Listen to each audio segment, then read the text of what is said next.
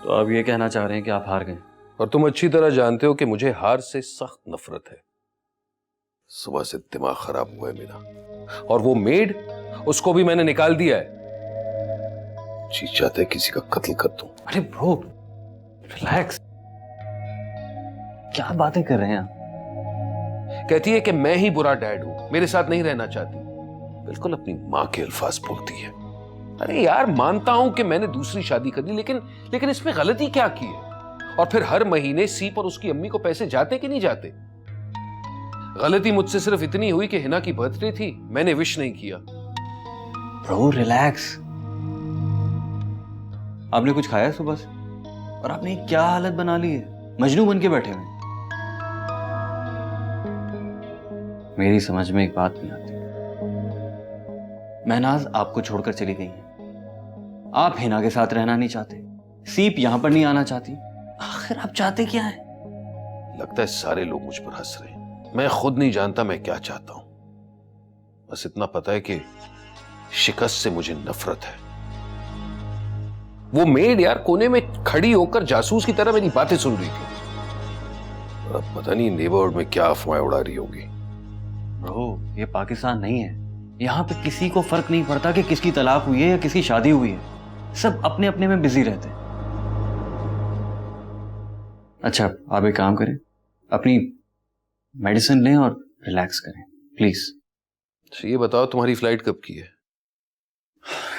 कल की है। वैसे ही आपके पास आना चाह रहा था मिलने के लिए, लेकिन आपकी सुबह कॉल आ गई। मैंने सोचा गुड बाय कर दूं आपको। और वापसी? मेरा मतलब है महीने तक लौट आओगे ना? I don't think so bro. आपको तो पता है, आप ही इस्लामाबाद में अकेली हैं और उनके हस्बैंड की डेथ हो चुकी है। उन्हें मेरी जरूरत है। बस बहुत रह लिया यहाँ पे, अब वहीं जाके कुछ करूंगा। मेरा एक फ्रेंड है वहां पे, मीडिया में ही होता है, तो उसकी कोई हेल्प ले लूंगा। यहां पर भी आरजे हूं, वहां जाके भी यही कर लूंगा। सुना है पाकिस्तान में आरजे की बहुत वैल्यू है। काश मैं भी तुम्हारे साथ पाकिस्तान जा सकता, लेकिन यहाँ के सारे काम और फिर महनाज का केस, मैं तो पूरी तरह फंसा हूं। बहरहाल, अब तुम पाकिस्तान जा ही रहे हो तो हिना से जरूर मिल लेना, और सीप से भी।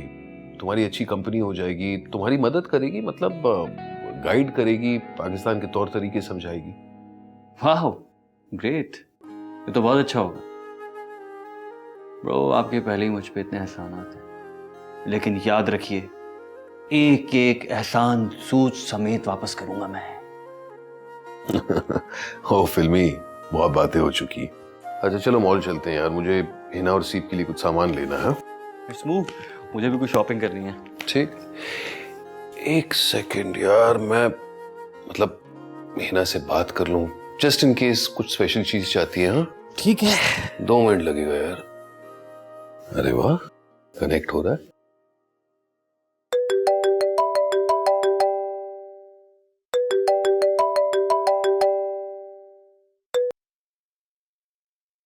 अस्सलाम वालेकुम।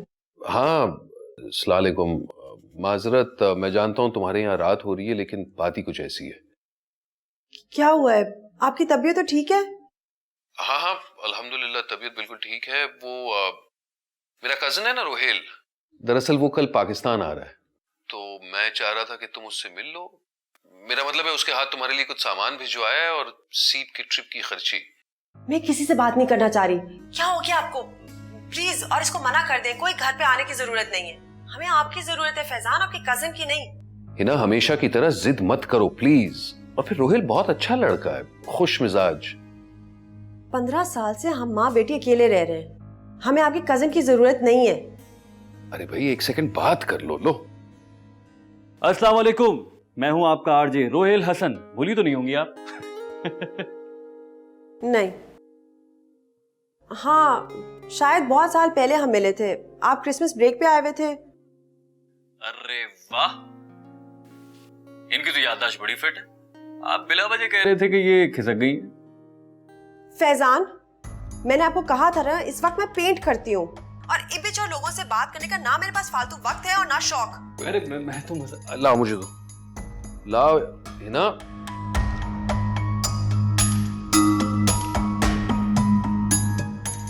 तुम भी यार बेमौका बोल देते हो। अरे ब्रो मैं तो सिर्फ मजाक कर रहा था, वो तो दिल पर ले गई। आप जानते हैं मैं ऐसे ही हूं। हाँ लेकिन हिना को नहीं पता ना मेरे भाई, वो तुम्हें कहाँ जानती है। लेकिन ब्रो मैं जिस हिना को जानता था वो तो ऐसी नहीं थी। वो तो बड़ी हंसमुख सी, गाती गुनगुनाती, खुश रहने वाली, मासूम सी। और आपको पता है एक मर्तबा मैं उनके पास गया तो उदास बैठी हुई थी। मैंने पूछा क्या हुआ, पता है क्या कहती हैं, मुझे वॉशिंग मशीन चलाना नहीं आती। फिर उनको बताया कि वॉशिंग मशीन कैसे चलाते और बाद में खुद हंस रही थी अपनी मासूमियत पर। अब क्यों छिनगेन की ऐसी। यार ये औरतें बड़ी अहमक होती हैं, खुद तो ख्वाबों की दुनिया में रहती हैं और चाहती हैं कि शौहर भी ख्वाबों की दुनिया में रहे। हिना के साथ भी यही मसला था और अब तक है। अब इसमें मेरा क्या कसूर है। मगर फैजान भाई ये तो बिल्कुल ही बदमिजाज और खड़ूस हो चुकी हैं। भाई मैं नहीं जा रहा इनके पास सामान देने के लिए, मैं अपने दोस्त शेखू से कहूंगा वो जाके सामान दे देगा, मैं डायरेक्ट इस्लामाबाद चला जाऊंगा। भाई घबराने की कोई जरूरत नहीं, सीधा इस्लामाबाद ही जाओ, लेकिन फिलहाल मॉल तो चलो। आप ये जो मुझे मैदान जंग का हिस्सा बना रहे हैं ना बिल्कुल ठीक नहीं है। चल भाई, I know you can handle it.